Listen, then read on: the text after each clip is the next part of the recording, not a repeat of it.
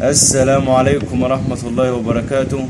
أسعار الذهب اليوم الأربعاء 12/7. قبل أي حاجة عايزك تشترك في قناتي من فضلك وتصلي على سيدنا النبي. سجل سعر الذهب العالمي 1925 دولار للبيع، وللشراء 1926 دولار. فيما سجل الجنيه الذهب للبيع 17520 جنيه، وللشراء 17440 جنيه. فيما سجل عيار 18 1864 جنيه للبيع، وللشراء 1855 جنيه. فيما سجل عيار 24 2485 جنيه للبيع، وللشراء 2474 جنيه.